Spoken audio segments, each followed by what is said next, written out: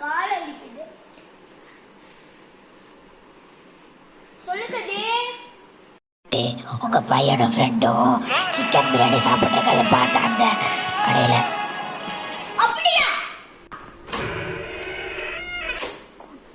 தம்பி அப்பா கிட்ட ஏதாவது சொல்லுமாப்பா? அதெல்லாம் ஒன்றுமே இல்லைப்பா. பெண் எங்கே வச்சேன்னு வர தெரியலையே.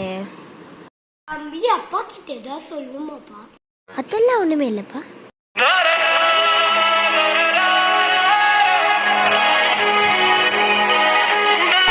மாற்றத்துல சிக்கன் சாப்பிடுறது தெரியாதுன்னு நினைக்கிறியா?